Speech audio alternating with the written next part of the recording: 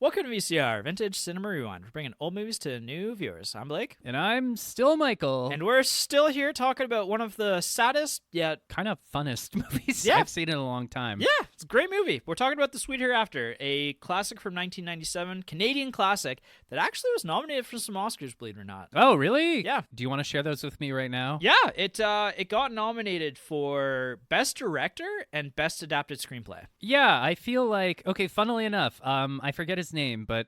Adam Egoyan? No, the author of the original novel. Yeah, I think his right. name's Russell Williams or something. Not Russell Williams. No. Russell Banks. Russell Banks. Excuse me, Mr. Banks. I believe he said that he actually thought the movie was better than his book, which I have to respect an author for being like, well, fuck, they elevated my material. Yeah. You know? I guess just talk about this movie. Should we start with Mitchell Stevens? Sure. Can I just... I want to get yeah. this out right now that Mitchell Stevens' daughter, the drug addict, is the definitely the poorest performance in this movie by like a long shot. Like she's like the only one who stands out. So the minute she started talking, I was like, why is Tom Green playing a woman in this movie? Oh, well, okay. I don't know who that actress was, Yeah. but like I think it's a case of bad dialogue. Because Yeah, a little bit. her whole thing is like, hi, Daddy. Yeah. Like, I'm here, Daddy. Where are you, Daddy? Why don't you trust me, Daddy? Yeah. Like, maybe it was a combination of like I don't even want to say bad, but like slightly. Because, like, okay, their relationship is clearly frayed and combative. Yep. And, like, he's kind of, like, emotionally withdrawing from her, and she's Right. trying to reaching out in a really dysfunctional way. Daddy, I need your help, Daddy. Daddy, like, would he like some you have sausage? Yeah. So I don't know who that actor was, but I'm sure she's great in other things. Yeah, but I just got like major Tom Green vibes, and I was like, this is not what I should be getting right now every time she's on screen. Yeah. So, I mean, props to her. I mean, I wouldn't be brave enough to say that dialogue. So that aside, I did want to ask you, like, why do you think that part of this story was actually incorporated into this film, and why do you think that was important to the Mitchell Stevens character to be presented? Well, that's a good question. I was asking myself that while it was going on. Mhm. First of all, I want to say it's a good source of tension. Yep. Right? There's a couple of moments when he's clearly dealing with something important and his phone rings. He's like, I'm sorry, I have to take this. Right. There's a great scene where he's he's talking to the couple who owns the motel, and it's a very tense exchange. Mhm. He's like, I'm sorry, this is a private call, I have to take this. And he kind of wanders off, and then he's trying to talk to his like drug addicted daughter Mhm. while Wendell and his wife are having a huge fight behind him. Right. That happens again with Bruce Greenwood's character. Yep. So it's a good source of tension. And I think it clicked for me like maybe halfway through the film. In a way, he's somewhat... I don't think Mitchell is that great of a guy. I think he's almost like borderline the villain of this movie, Kinda, yeah. It's which you don't actually fully recognize until probably the beginning of the third act when he starts depositions. You know, it's funny. It wasn't... I actually did want to talk to you about this. Like, it wasn't until maybe like halfway through the movie before I'm like, oh, fuck. Like, he's a piece of shit. Yeah. Like, he's an ambulance chaser. Yeah. I think prior to that, I kind of just assumed he'd been retained by some company to deal with this thing. Yeah, right? exactly. I exact same thing for me. I actually thought he, at very first onset, I thought he was more like an insurance guy. Yeah. I think that's kind of, and you know, to his credit or not, like he really is able to sort of play the soft-spoken, sympathetic outsider. Yep. Like even when he meets Wendell and his wife, you know, Wendell's this big, burly, scary-looking dude. Yep. And he's like, are you a reporter? He's like, no, I'm a lawyer. And Yeah. he looks at him, he's like, I'm sorry. I know it's a bad time, but like it's really important that we talk. Right. Right? Well, All that... and he changes his approach depending on who it is and what he thinks. Yeah. But I will say that, like, the longer he goes on speaking to anyone, the more that facade kind of drops, and like this cold-hearted human being kind of starts to reveal himself. Yeah, I think it might have been slightly after. So when he talks to the Ottos, they're kind of this very free-spirited hippie couple. Yep. By the way, they have the coolest fucking house I've ever seen. The triangle house? Yeah, the triangle house with like a wood stove right in the center of the room. And there's so many beautiful plants inside. Yeah. Oh, man, dreams. Yeah, those are goals right there. And they seemed like such a loving family, too, right? Yeah. It's so fucking sad. He goes in and he really ingratiates himself to them, and like he kind of almost like shoulders his way in there, even though they're at first they're kind of resistant to him, and he starts waxing philosophical about like let me carry your anger, let me be the voice of your anger, right? Because he's tailoring it to them. Yeah. I don't think it clicked for me in this scene, but he very innocently just says like, they're like, well, how are you expensive? He's like, oh, well, I'll work, like, he's basically saying, like, I'll work pro bono. And then he kind of almost looks to the side. He's like, of course, when we win, I'm entitled to, like, a third of the profits. Right. And I'm like, oh, yeah, right? Yep. So this guy's playing a zero-sum, high-risk, high-reward game with these poor people. Yeah, for sure. Yeah, but going back to your question about the daughter, I think in some ways, Mitchell, Mr. Stevens, the lawyer, I feel like he is sort of kindred spirits with these people in the sense that, like, so he's got this adult daughter who's desperately addicted to like all kinds of drugs. Yep. And they have a very kind of, I guess you could say, a slightly toxic dynamic in that whenever she calls, he answers. And he talks, you know, there's some scenes where he runs into an old friend of hers on a plane and he kind of confesses, you know, he says something like, you know, I did what you're supposed to do, right? I sent her to all these different therapists. I sent her to all these different treatment facilities. Anytime she wanted to come home, I'd send her money for a plane ticket, blah, blah, blah, blah, blah, blah. But I think he's sort of kindred spirits with these people in the sense that, like, his daughter is sort of dead to him. Right. Yeah. I see. Yeah. Well, it's almost like he's grieving the loss of his daughter, even though she's still alive. Uh-huh. So I think and when he has this kind of confrontation with Bruce Greenwood late at night by the bus, he even says something to the effect of like, you know, I forget what the exact line is, but he basically alludes to his daughter being dead to him. Yeah, and I mean, it also, and we haven't talked about this yet, but I almost kind of wonder if this is also kind of supposed to be maybe a mirror to Nicole's relationship with her father. Well, maybe we should talk about that. One of the biggest shocks in the whole movie. Yeah. So Nicole, Sarah, is it Sarah Polley? Yep, Sarah Polley. So she's a cute, bubbly, very talented young country music star. And in the first scene we see her, she's playing in this like muddy field. Yep. And there's this older guy with like long black hair wearing a jean jacket. Yeah. Watching her. And you kind of get the sense that he's her manager. Right. Or like, you know, Sarah, my girlfriend, was like, is that her boyfriend? Right. Because like, look at his eyes. Like, look at the way he's watching her. And Jess said the same thing. She was like, wow, he looks a little old for her. A little old for her. Well, one thing we haven't talked about yet is that there's this framing device running throughout the whole movie based on the Pied Piper of Hamelin. Yes. Earlier in the movie... which is, side note, a complete addition to this movie that was not in the book. Okay, that interesting. The director added. Interesting. Well, Nicole is reading to Bruce Greenwood's kids, you know, the Pied Piper story, and like her voiceover narration cuts in at different points throughout the movie when it's thematically appropriate. Anyway, so there's a scene later on, though, where you see her and her dad kind of go to this abandoned barn, and there's this really tense moment where like she kind of hesitates by the doorway, and he flashes her like kind of this weird look, and then they're he's abusing his daughter. Yeah, he's hooking up with her, but then the reveal that they're actually father-daughter doesn't even come until later in the film, like much later. Yeah, that's a good point. So on first watch... Well, I mean, I might challenge that. I think she does call him daddy in the first scene that he appears. No, I don't think so. Yeah? I did not know that they were father-daughter until the reveal later in the film. Okay, maybe I'm remembering it wrong. Yeah, well, you knew beforehand. I don't think that is revealed until late. Okay. And so for me, watching this for the first time, I found that actually super distracting at first because I was like, whoa, like this is a layer that I was not prepared for in this movie. Right? And like that becomes the focal point of the film for me.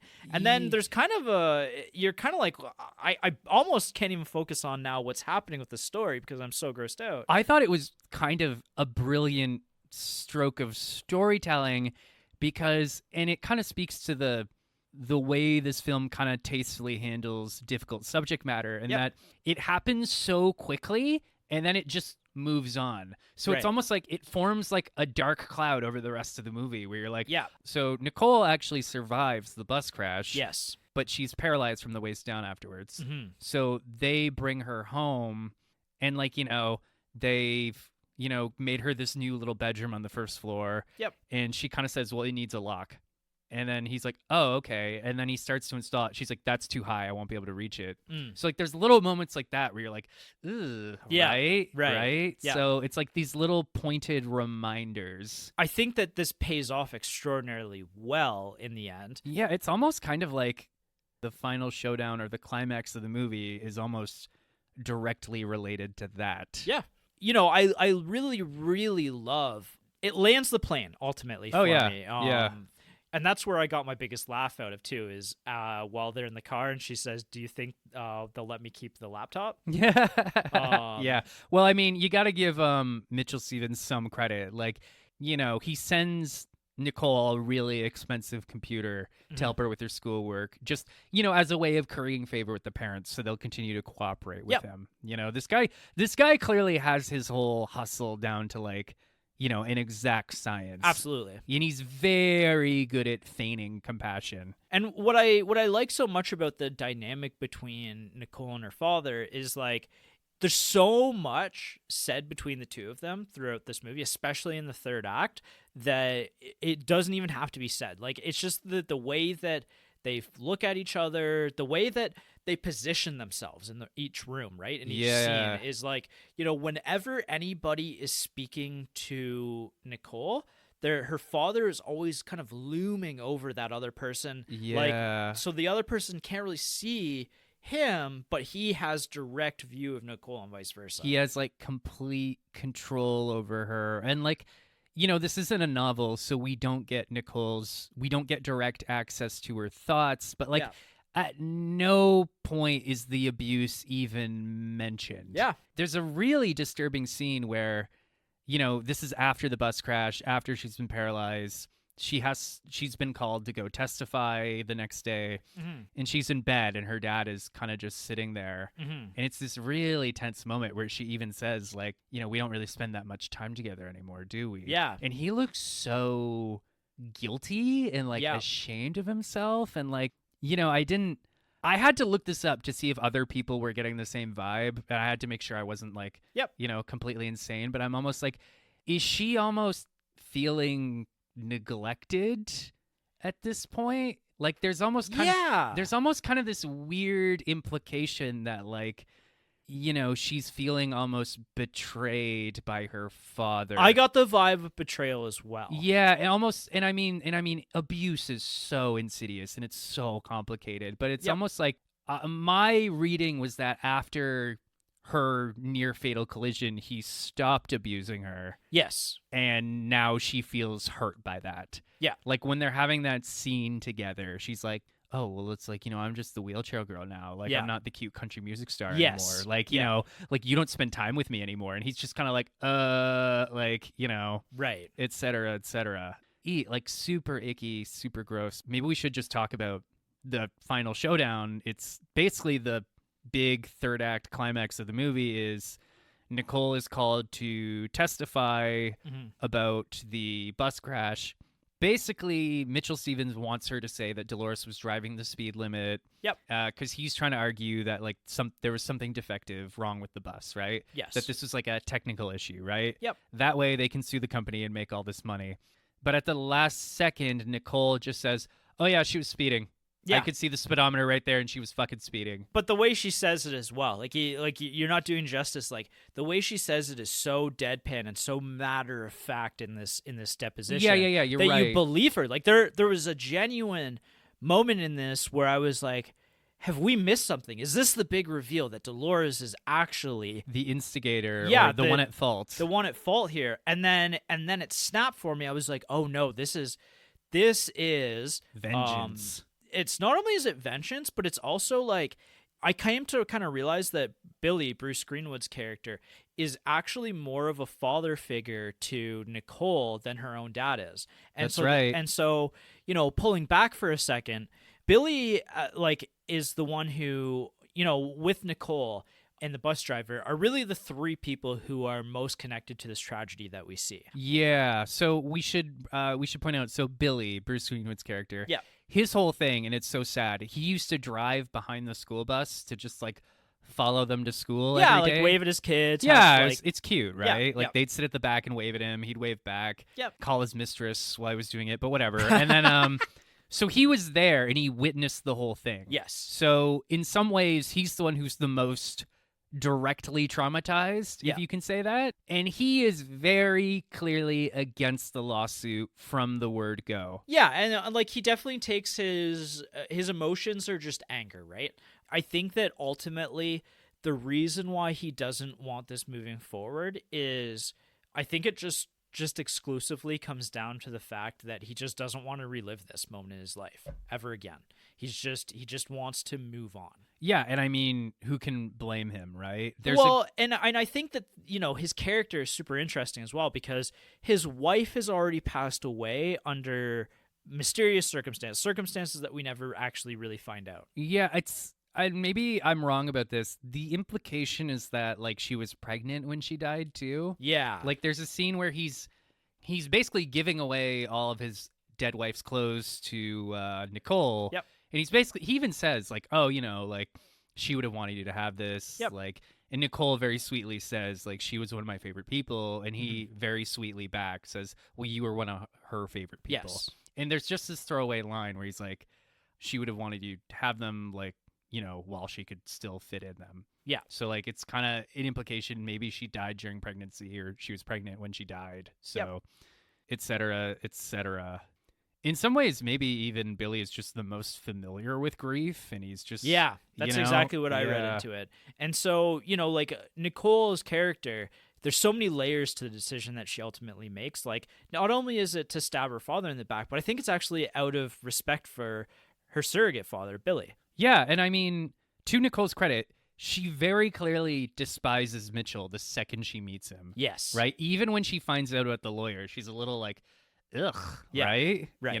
I think that's also maybe the purity of her as a kid at this point as well. Mm-hmm. I think that the Pied Piper story actually is most I was trying to think as well, why is the Pied Piper story even included in this? And my reading is that it's actually her father paying for his sins essentially, and that it's Nicole's loss of innocence is kind of represented in the Pied Piper story. Yeah, well, again, there's this constant voiceover with the Pied Piper story, and it kind of culminates while it's almost kind of a masterpiece of storytelling in that while she's being, interrogated on the stand, so to speak, her voiceover is chiming in and providing additional context, right? Right. And it is great how she does it. At first she's kind of I don't really remember what happened. I don't like to think about it. But then she kind of looks over at her dad at one point and says, oh, wait, I remember now. Yeah. She was going this way. And,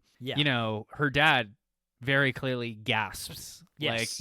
His mouth dangles agape. Yes. And again, the way he's positioned is behind everybody so that only Nicole has access to his reactions. His direct reaction. Yeah. Yeah. It's really, and in a weird way, there is a weird feeling of triumph in that moment. Yeah. Where it's almost absolutely. Good for you, Nicole. You did what was right, so to speak, Backing up a little bit, I think that the way that this story is presented is very atypical. This movie is not necessarily a mystery at any point in time, but the way that the facts are given to us they're out of order, but they feel very purposeful. Everything is very well shaped in terms of the story. Even at one point they show a shot of there's a calendar in the background just to let you know that 2 years have gone by. Yeah, and I mean, more to that point, I guess there is a slight mystery in that it's did Dolores, was she not paying attention? Yep.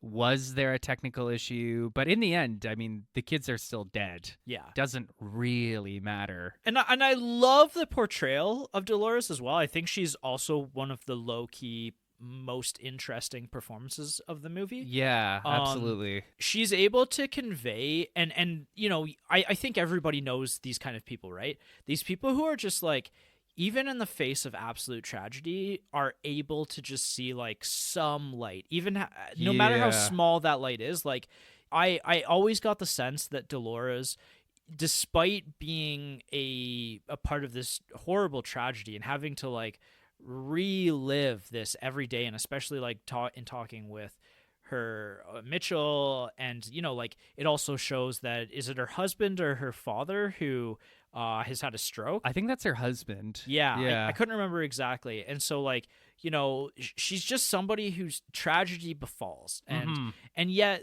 there's something so chipper about her. It really, like, I don't know, hit me in the heart is when she was speaking about Bear, and she's mixing up the way she's saying about Bear. She's talking in past and present tense about him. Yeah, like in her mind, he's still kind of alive, right? Yeah. You know, it's like that great William Faulkner quote where it's something like, the past isn't gone, it's not even past. Yeah. Yeah. And also, like, so heartbreaking. She's got like framed photos of all of her kids like on the wall behind her, and like she doesn't take them down after the accident. They're still fucking there. They were up there because of the accident. Oh yeah, my reading. Okay, yeah, you're probably right. There's also that great shot at the end where, you know, in terms of all these different coalescing narratives, we've got Mitchell Stevens on the plane going somewhere, going to see his daughter. Yeah. And then and this is the actual plane ride itself actually takes place even in more of the future, like even further in the future of where the story, the bulk of it takes place in. And you know, again, you have to give this movie credit. I was never lost. Yeah. Like I was always anchored in the present moment. Yeah, despite absolutely. what was going on. Yep. And then, you know, he leaves the plane and then he goes to get like a taxi or something, and he sees Dolores driving a shuttle. Yeah. And they kind of meet eyes for a minute, and then he just moves on from it. So it's kind of like, in a weird way though, it's kind of like, oh, okay, like good. Like she's still doing what she loves. Yeah, like, she's going to be okay. She was able to recover from this. Well, you know? and I think that's where it's so interesting to compare and contrast the character of Dolores versus Mitchell Stevens, because you know, Mitchell Stevens at one point says to her, like really, really grimy, he's basically like, you know, like the people of this community blame you for this, or they could blame you for this. Yeah. And they he just insinuates that to her, and it's like, and that's really the moment where I think you're really supposed to understand that Mitchell Stevens is not a good person. You know, I just saw this movie last night and I took notes on it. I'm trying to remember when the specific moment it was where I'm like, oh, this guy sucks. Yeah. It might have been that. Yeah. For me, the final nail in the Mitchell Stevens coffin is there's a great scene where he has a confrontation with Billy. And Billy, basically, it's one of my favorite lines in the movie where it's just like, we're not some country bumpkins that you can put the big city hustle on. Right. I actually said to Sarah, I'm like, you know, Mitchell Stevens would have been great in sales. Like, he just keeps pitching, right? He does not back down. Yeah. But he knows his audience. Right. But then after that, anyways, he then subpoenas Billy. Yep. Basically, he's going to... Well, he threatens him that he's going to subpoena him if he doesn't. Right. But then in another scene, Billy says, like, I've been subpoenaed. So he did do it. Okay. So he stuck to his guns on that. So that, to me, I was just like, oh, man, fuck this guy. Like, what a piece of shit. Yeah, because I think that you're really supposed to feel for Billy. Like, and Billy's even a complex character in and of himself, right? Like, he's having an affair with the hotel owner and like the wife of the Wendell's hotel. wife. Yeah. I kind of forget her name, but yeah, they're doing it pretty recklessly, you know, in the open, like right in the motel. Yeah. Right. Yeah. It's pretty funny. Well, where else are you going to meet for an affair, Michael? Yeah. By the way, guys, it's probably the worst place to have an affair is a small town because everyone knows. Yeah. So yeah, he's a little complicated in that way too. And like, you know, granted, we only really get one scene with Wendell, and he's such a piece of shit. And then, like, you know, him and his wife start fighting pretty openly. And isn't Billy's name kind of referenced in that scene as well? Like that, I think Wendell kind of knows that something's going on between the two. Right, because like, what's his butt? Mitchell is like asking about all these names, and every name that the wife suggests, Wendell's like, oh, they suck. Yeah. Or like, ugh, they do that, or ugh, they do this, right? It's like, he's like a big ogre of a man. Yeah. So he really is. Yeah, I mean, in one sense, I'm like, I'd cheat on him. Like, I'm cheating on him right now. Yeah, I don't even know this guy, and I'd cheat on him.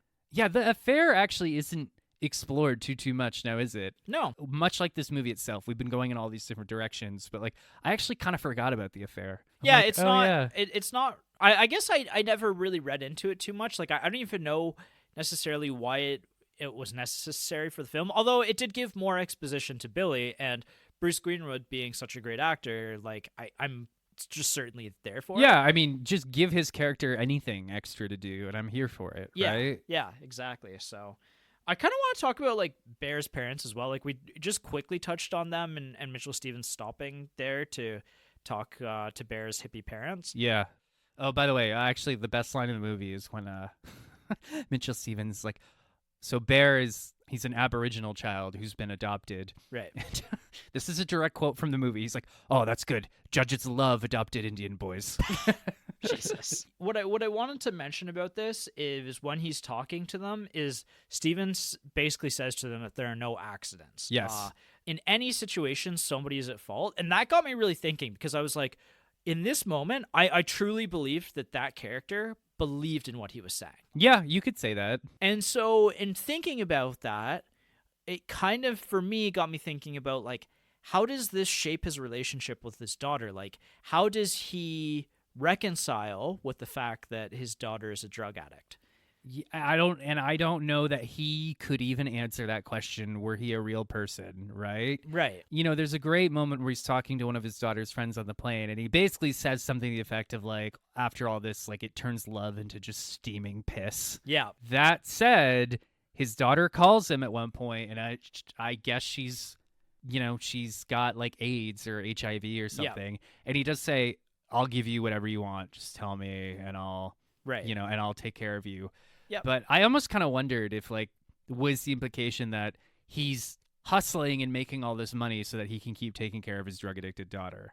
I don't know. I know. It's, the other thing that I thought was interesting about Stevens is that he's divorced, but he's still wearing his wedding ring. Yeah, I noticed that as well. There's different times, too, where you see him kind of, like, fiddling with it, you know? So I wish they'd maybe done more with his relationship with his daughter, because it's so interesting in that, he literally says to Billy, like, alluding to his daughter, he's talking about he said, I think the exact quote is, like, "We both lost our children, they're dead to us." Right. But then he always takes the call. Yep. Although I also want to point out in that scene where he's having this tense confrontation with Billy, his phone rings. He's like, "I have to take this." And then he looks at Billy. He's like, "This is probably my daughter. She's addicted to drugs." Right. So it's like he's not above using his own daughter as ammunition, though. Yeah, and I think that his relationship with his daughter actually, I think it adds an extra layer to this character that makes him a little bit more gray. It makes him a little bit more ambiguous. Like,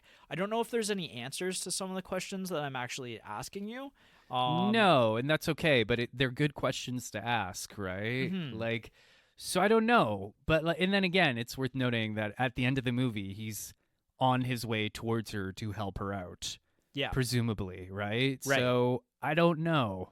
He does say to Billy that, like, they're dead to us. I don't know that he even fully means that, though. I don't think he did either. And that's where I think the salesman aspect of Mitchell Stevens is at play. Right.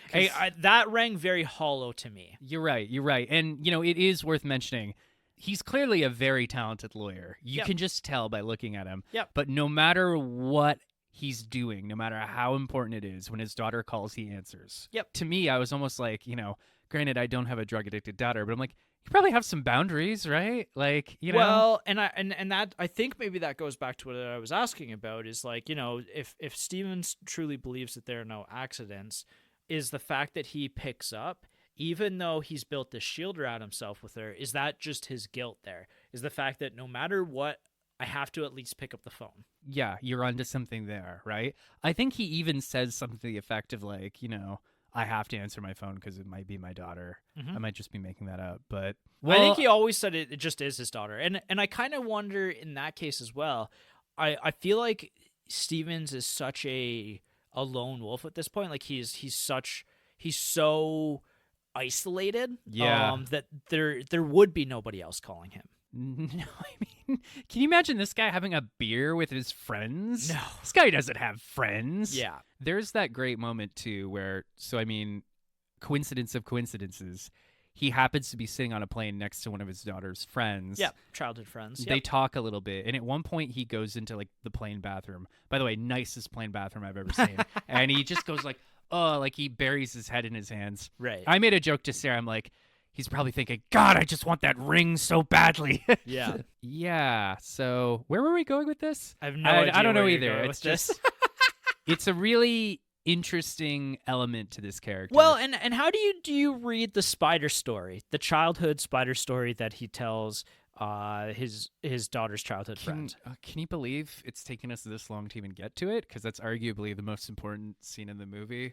Yeah. Or at least the most interesting scene in the movie. So, okay, the first shot of the movie is we're panning across a floor, and we see this very almost angelic image of this husband and this wife with a little girl between them, and there's white sheets, and they're all naked.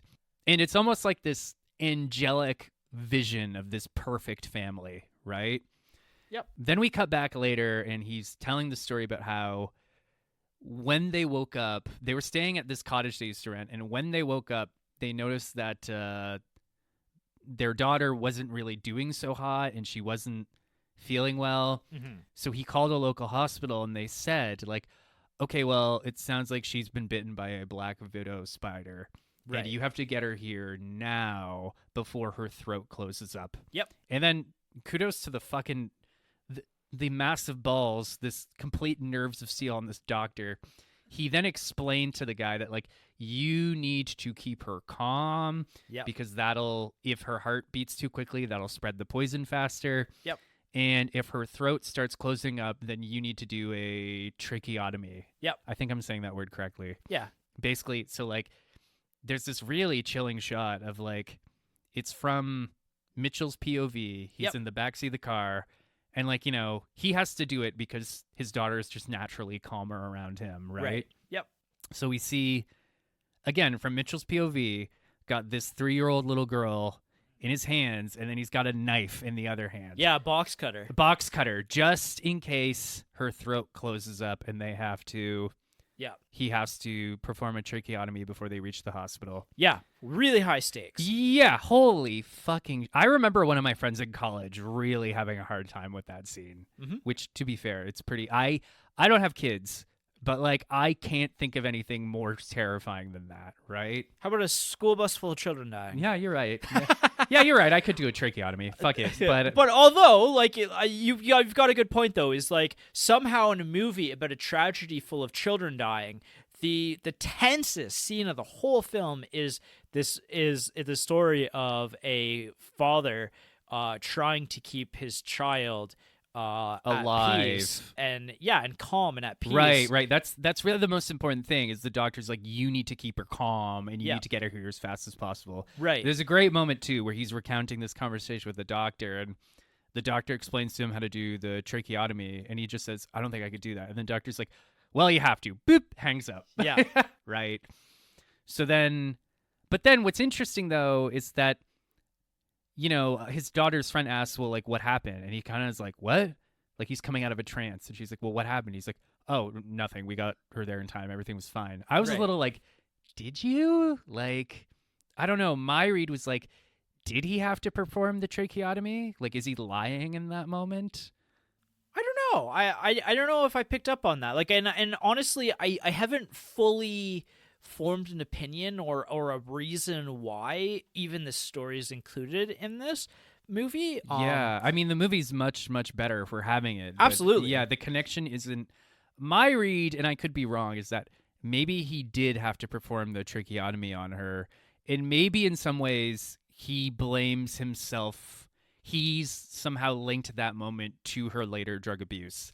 And maybe he blames himself for it. And that's absolutely, I think, part of it, right? Is that there are no accidents. Yeah. In his perspective, there's always somebody at fault.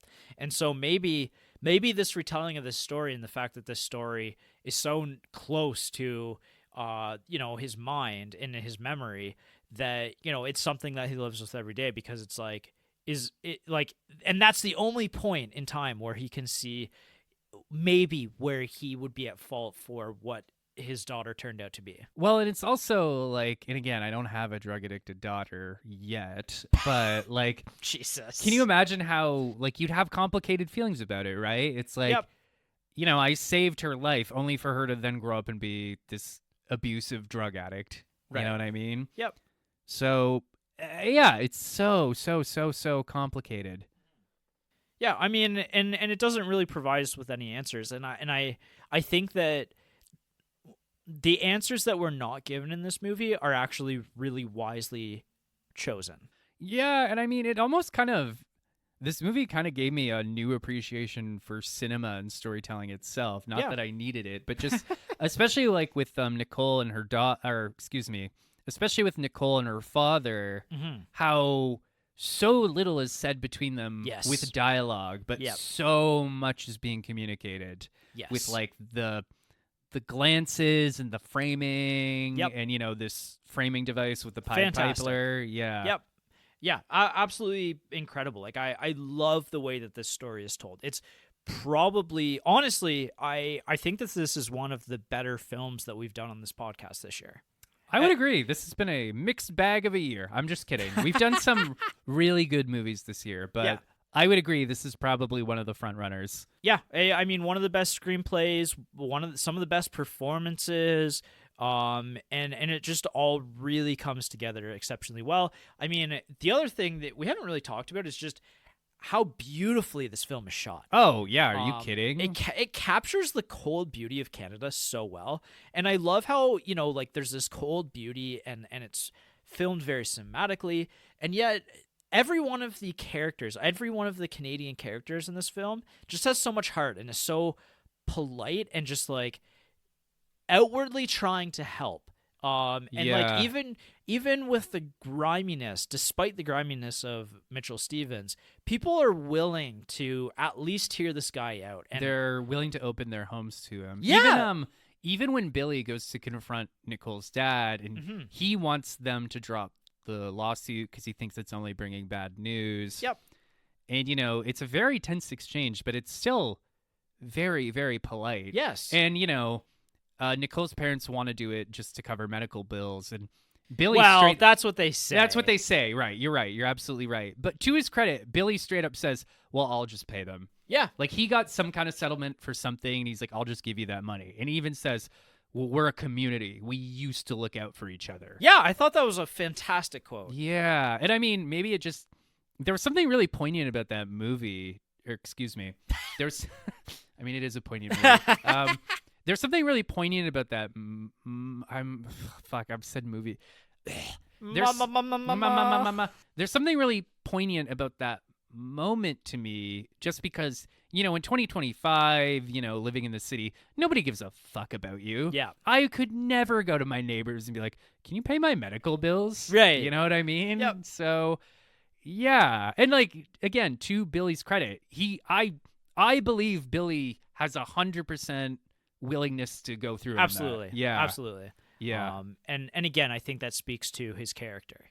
And then I guess even on that note as well, like, I did want to highlight, and this is so small, but like the fact that the Bears' parents let Mitchell Stevens even into their household with how just absolutely destroyed they are, again, just speaks to that politeness that they have, that general, like, well, they make him tea, kindness. Yeah. They have. To be fair, he was pretty pushy, and they were pretty emotionally devastated. But I know what you mean. They're still like, by the way, coolest fucking house in the universe. Yes, absolutely. That's what I want. A triangle-shaped cabin in the middle of nowhere. Yeah. With a wood stove right in the middle of it. Very much agree. It was awesome. I also have to say, like, you know, it's so heartbreaking too. We get that flashback with, you know, the Ottos and Bear, and like, you know, they're literally walking him to the school bus, and the dad is giving him a piggyback ride. Right. You know, like, it's, and then later on, you know, in that scene, the Ottos are very clearly in each other's arms, comforting each other. It's like, man, these people fucking love each other. Yeah. And they are devastated. Yeah.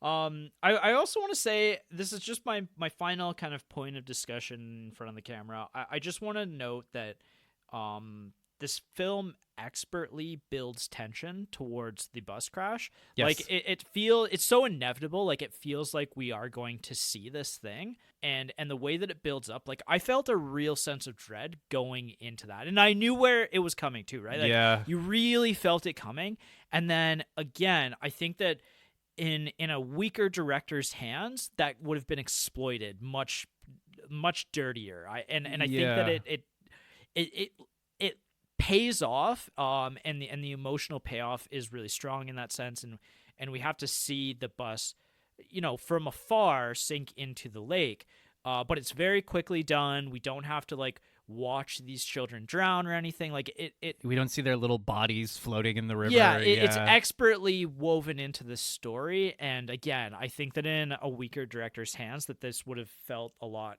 more cheaper. Exploitative. Yeah. Well, I mean, and this is something my professor really hammered home to us when it comes to Canadian cinema, is that Canadian cinema is at its core very, I don't want to say reactionary because that's not quite the right term, but in the sense that, like, similar to Last Night, which is also about a massive calamity, American cinema is all about let's stop the bad thing and let's save the day and blah, blah, blah.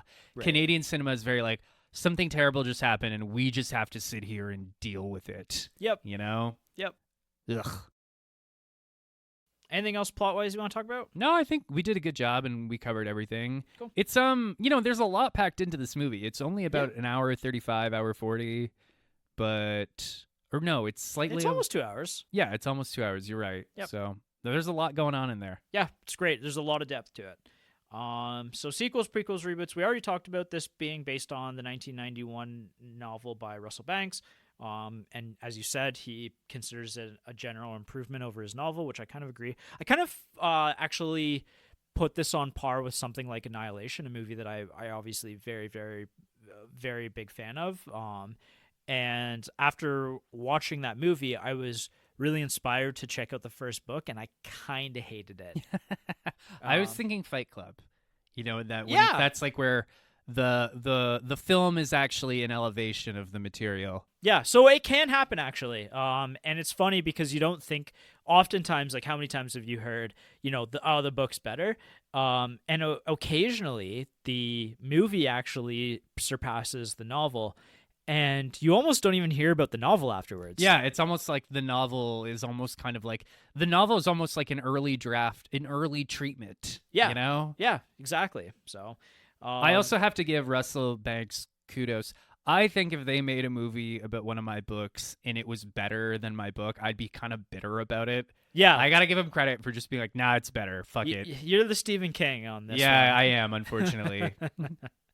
And the actual tragedy itself is based on a 1989 bus crash that happened in Texas, and the aftermath of it. Like, so apparently a bunch of lawyers descended on that Texas town, and like, it ended up becoming like this really messy situation. Yeah. There.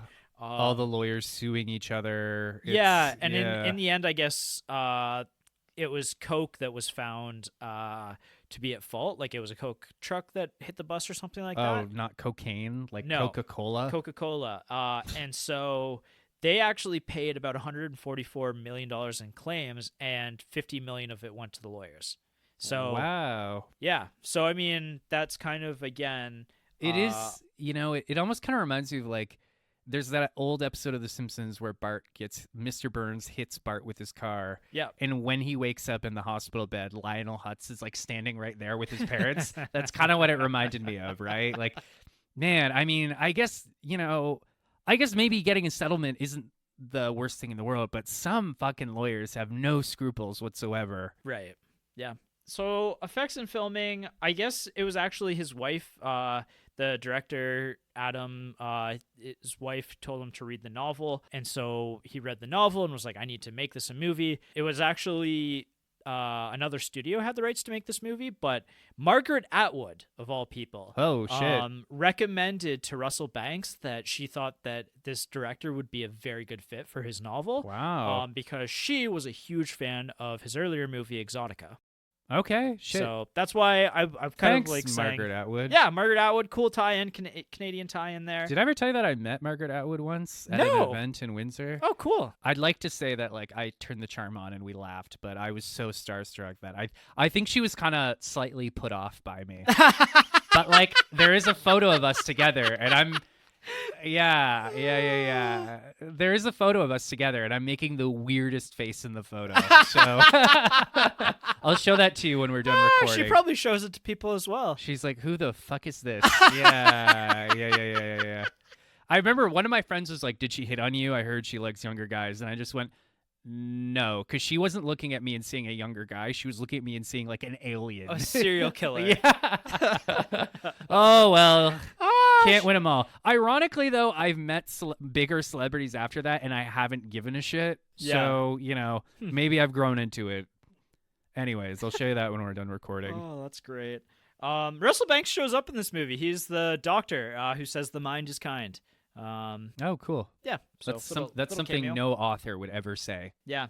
And apparently also Adam saw this as a metaphor for the Armenian genocide, which... Honestly, being Canadian, we have very little context for that. Yeah, so I'm sorry to say. I don't really have any way of framing that other than that is how the Armenian director saw this. It's kind of like how some people interpret The Shining as a metaphor for the genocide of the Native Americans. Right. Which you're kind of just like, what? Although I guess it's a slightly more explicit in The Shining. Yeah. We should do The Shining at some point. We should do The Shining. One of my favorite movies. When this tariff business ends and we can go back to doing American movies, we'll do The Shining. Yeah. You hear that, Trump? Like, Trump's gonna tweet tomorrow, like, "Well, I want them to do The Shining, so I'm lifting the tariffs effective immediately. Jesus. Vintage Cinema Rind, it's beautiful, it's huge. I don't care for that Michael character." All right. I'm done. Sorry. I guess Mitchell Stevens isn't even really like the focal point of the novel. And oh, really? Yeah. See, this is an instance where like when I read that it was based on a novel, I'm like, I wish we had another week. I would try and read the novel. Yeah, no, I did read a little bit of like the synopsis. He's less of the focus or like the driving point of the story. And they also, I guess the incest part of this narrative was actually the reveal of it was really early in the book. Which actually I don't think would have worked as well. Okay. So yeah, and this is where again the writer noted that he thought that this movie was a direct like improvement upon his stories. So, yeah, cool. Yeah, I thought all of that was really interesting. That the mask that during the deposition scene that woman has that weird thing on her face. Yeah, what was that? So I guess that was a note taker. That back in the 90s, what the deposition person would have worn. It's called a stenographer's mask because when it was really distracting. You know what I thought it was? I was What? looking, and keep in mind, spent the whole movie looking at these old ass cell phones. I was looking at that, being like, I guess vape technology has come a long way. No, when that scene came up, I was like, what the hell is that? And then I was sitting there and I was like, she must be taught, like it must be where she's doing her dictation of what's happening. Yeah. Is what I realized, but I was like, oh, that's so bizarre. Yeah, he actually brought it up in the commentary because since then people have just been really baffled by it because it's not really like a common thing that you see. So it is kind of I hesitate to say it's a flaw, but it is slightly distracting, and the whole time I'm just like, the fuck is that? Yeah. We didn't talk about this. We didn't talk about the car wash scene at all. Oh yeah, the car wash. I kind of loved the car wash scene. Me too. And part of the reason why I love the car wash scene because it's really effective. So Adam Egoyan mentioned he explained like why he started with it or why it's included in this movie is basically like he said that most of the time when you're driving a car, you're so aware of this responsibility, being so aware of how we're conducting this huge piece of machinery. And a car wash is the one of the few places where you can be in your car and it can be moving and you can have no responsibility and it just looks after itself. So there's something very soothing about it being clean, so you know something good is happening. The sound of the car wash, it's very much like a birth canal. Okay. I didn't know this is where this was going. Yeah, not my read either. It's but go very on. wet. There's motion. There's water. There's a sense that you're in the womb moving towards light, and have that just and have that disrupted, I find very disturbing. Suddenly to be in a place where you're trapped and that very thing you found soothing is scary. Okay. And I really like that because I actually, in the back of my head, have always had this idea for a story where somebody's going through a car wash and then partway through the whole thing stops. And when they get out, everybody in the world has disappeared, and they have no idea what happened. That's just like a short story that's just been floating around my head for a very long time. That's pretty cool, Blake. I might steal it. It's the closest that this has ever come to like really like nailing this idea that I've had. Because I get it. Like that director's quote, I was like, yeah, I kind of see what he's going for. Like if you've ever been through a car wash, it's a very relaxing experience. It kind of is, and like my read on that scene was much more mundane. Do you want to hear it? Yeah. So we're as the camera's in the back seat. Yep. We can see Mitchell Stevens' eyes in the rearview mirror, and we're seeing all this like chemicals spilling over the car and like washing. And while this is happening, Mitchell takes his glasses off at one point and kind of like rubs the lenses. Mm-hmm. So my whole thing is like, oh, like he's a detective, he's a truth teller. Like, we've got the dual imagery of him wiping off his glasses and then his windshield being wiped off. So I'm like, oh, this is a metaphor. Like he's a detective, right? Like he's a truth seeker. He's trying to find the truth. But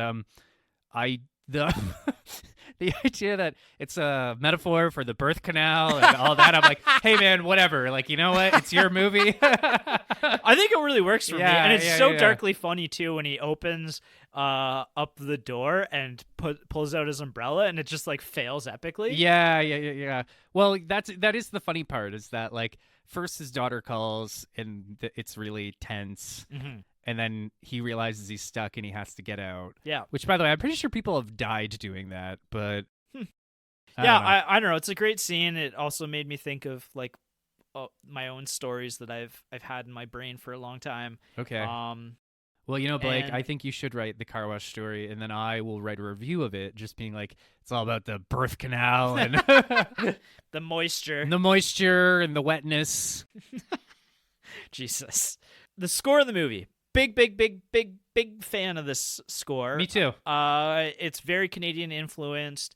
Obviously, Tragically Hip is played a couple of times during this movie. That's right, yeah. Also, Jane Siberry, One More Color, is played in this film. It kind of apparently is supposed to indicate that the Sarah Pauli's character, Nicole, is very inspired by her community and, like, the closeness of her community and the fact that, like, she's basically, like, using, like, very local music in her kind of performances. Yeah. So, they also, though, the other part of the score that they use is like this Persian ney flute, I guess, because they wanted to make it like more medieval. They wanted to tie the score in more with the Pied Piper story. That is an interesting. I did kind of pick up on that. That is interesting. Mm-hmm.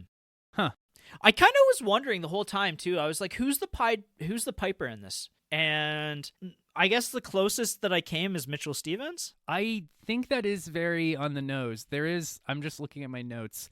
There is a moment where, so Nicole's reading this story to Billy's kids, and Billy's son, sorry, I'm just looking for my exact note. So Mason, Billy's kid, is like, why did the Pied Piper take the children away? Was he mad at them? And Mason's like, if he knew magic, and if he could get the kids into the mountains, why didn't he just use his magic pipe to make the people pay him?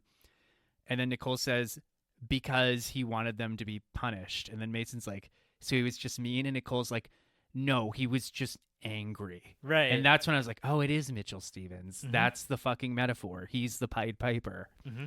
So, ugh. I actually, to be honest, I had to... While all this was going on, I did pull up my phone. I'm like, what is the story of the Pied Piper? And really? I had to like refresh my memory. I'm like, oh, right. Like he led the rats out of town. They wouldn't pay him. So then he stole all the kids. I seem to remember as a kid, like watching either like a Bugs Bunny type of story about the Pied Piper or, some sort of like dark cartoon about him. The story was familiar to me previously. Okay. So, interesting. Yeah. Anyway, a look back at the times, not considered a box office success. I'll argue though that I think this is a really good streaming movie. I would agree. I think this is one of those movies, and I'm going to reference The Shawshank Redemption as a really close comparison, where this is a tough movie to get people, I think, to go and see it in a theater, because how do you sell this movie? It's a movie about a bunch of dead kids. Yeah, but I think that the word of mouth on this one, that if it was, put on Netflix or something like that, where people are just generally going to mindlessly click on whatever goes on Netflix, for example, and you watch this movie and you're like, that was actually really good, and you might talk about it. Yeah. And I think that the word of mouth with this one is actually really strong, or could be really strong, and so it's really just a matter of like, I think that this movie just maybe wasn't meant to be a box office success in 1997, but could have been a streaming success in 2025. It almost kind of, and I mean, obviously it has roots in literature, but like this almost kind of read to me as like literary fiction as opposed to like genre fiction, right? Yeah. It's more ambiguous and emotional and psychological as opposed to something a little bit more traditional and a little bit more palatable. Yep. Yep. So for sure. Roger Ebert gave this one 4 stars and said it was his second favorite movie of 1997. Tight. What was his first one? I don't know. Actually. Oh, okay. I didn't look it up. That's okay. I wish I hadn't looked this up. It's Eve's Bayou. Oh. I've never heard of Eve's Bayou. Never heard that either. It's an action film. It's an R-rated action film. Eve's Bayou. Oh, man, it stars Samuel Jackson. Oh, okay. And one of the Smollets. The Smollets. Yeah. Well, I guess we got to watch that at some point. Yeah, I mean, it actually looks like it's considered one of the all-time great. It's a Southern Gothic horror drama. Sounds right up my alley. I'm in. Okay. Yeah. All right. We are going to add this one directly to the list, and I will be watching this at some point. Tight. But he did like this movie more than Boogie Nights. Yeah. It did beat Boogie Nights. It certainly did. Cool. And then The Legacy, we already mentioned that it was nominated for Best Director, Best Adapted Screenplay. How many Canadian movies have been nominated for Best Director? Like that's pretty impressive. Not a whole heck of a lot. And genuinely well deserved. I think that this movie is a masterpiece, and largely because of its direction, its improvements upon the original source material. Like, I think that it absolutely deserved and could have won either of those awards. Mm-hmm. Absolutely. Also won some awards at the Cannes Festival, and won some Genie Awards. It won Best Picture at the Genie Awards, so it, pretty impressive film. And like you said, it is the third, based on the 2015, the last time the top 100 movies or the top 10 Canadian films were, published by, I think it was Sight and Sound. It is number 3, with the first one being Anterjuret, The Fast Runner. That's right. I have seen that movie. And My Uncle Antoine in English. Yes. Yeah, I was going to recommend that, but that might be too bold to swing for another time. You know what? We've now watched 2 of the top 10. We've done Dead Ringers, and we've done The Sweet Hereafter. And both of them are very, very good movies. Yeah. And on that note as well, I guess if you had to rank our Canadian movies that we've now done Last Night, The Sweet Hereafter, Dead Ringers, and Videodrome. What's your definitive Canadian ranking on those 4 movies? I think Last Night is still my favorite. Mm-hmm. I did like this more than Dead Ringers and Videodrome. Mm-hmm. Then I think it would be Dead Ringers, and then Videodrome. So you and I have the exact same ranking. Okay. I think that Last Night is a rawer film than this. Mm-hmm. It's maybe not as well directed, but I think that it's a little bit more rock and roll, that film, and I kind of like I appreciate it a little bit more. Like I like the rawness and the art style like of that movie. I think a lot of it comes down to vibe.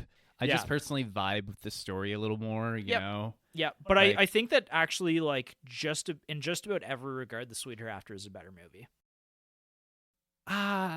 It's tough, right? Because it's an art form. It's not objective, but yeah, that would be a tough one to dispute, wouldn't it? Yeah. Yeah. I think I find Last Night just more enjoyable and more entertaining. Agreed. But this one clearly does quite a lot. Also, I was kind of surprised. I'd forgotten Ian Holm and Bruce Greenwood were in it. I'm like, oh, yeah, this sometimes here in Canada, we can scoop up the big ones. Yep. We're like, yoink. Yeah, for sure. You're coming with us. So People magazine voted this the one of the most dangerous movies ever made. Okay. And their explanation for it was, this is a movie that you could say that's not an entertainment. They're not rides or diversions. They're galvanizing experiences that place you squarely in your face. All the stuff Hollywood usually presumes you go to the movies to get away from. Films that rearrange your head, that challenge your bedrock ideas about life and love and the big sleep. Consciousness expanders, in other words, but rarely in a pleasant way. Thank God for them. That's a really very great, very well written quote. Yeah. I'm kind of inclined to agree. Yeah, this isn't kind of, you wouldn't, you said this was a crowd pleaser movie, and I agree, but you would never have, it almost has none of the ingredients of a crowd pleaser, though. I agree. At least in the meathead Hollywood sense. Yeah, I think that the closest comparison to a film like this is something like The Shawshank Redemption. I would agree. Yeah. So, yeah. It's almost about kind of the inherent sadness of the human condition, but also the triumph of the human will. Yeah. Or something, right? Yeah, I think you're pretty close. I think when I first saw this movie as a younger man, I was like, I better become a writer because I'm going to die someday. Person reviews and the partner factor, obviously both big fans of this one. I don't really have too much to add because I feel like I've put my heart on my sleeve on this one. Yeah, me I thought too. This was a fantastic movie. I don't know if it would quite make my top 100. I think it would have cracked my top 100. It would have been certainly close. I think it definitely would have made into the 90 of like, I definitely need to see this one another time to decide whether it deserves that spot. But not even deserves that spot, because I think it absolutely, you could justify this one as a top 100 film. Yeah, Sarah liked this movie quite a bit too. I don't think she liked it quite as much as I did, but after the movie was over, she looked at me and she was just like, that was so sad. And I was like, yeah. I think this is more of a male-coded movie, actually. I kind of agree. I think that, like, I don't know that Jess liked this one as much as I did either. Well, I mean, fatherhood plays such a key role into it, so maybe it is slightly male-coded, I guess. Yeah. Hear that, women? You can't take this one from us. Jesus. I'm kidding. Okay. And yeah, I think that's everything I wanted to say about The Sweet Hereafter. I think this is a very, very, very great movie. Pretty freaking sweet. Yeah. After that, I genuinely have no idea what we're doing next. So I guess that is going to be just as much as a surprise to everybody else as it is to us. Actually, I'm kind of thinking about next doing Battle of Algiers. Okay. Yeah. So wait, what's that? Oh, that's the one that was in the PTA movie. Yep. One battle after another. Yeah. So we will cover it for the end of the year. It's a French movie, so it fits into our theme. And it's considered one of the all-time greats. So okay, I could be down. Yeah. I'm having a really fun time doing all these Canadian movies, though. Yeah, but there's some great ones. Yeah, we should do more of them. Yeah, I agree. We'll do some more in the near future for sure. Okay, cool. Well, tell your dad. As always, tell your dad. Watch out for black ice. Yeah, and don't sign a contract with a lawyer without another lawyer present. Never mind. Okay. All right, we'll see you next time. Bye.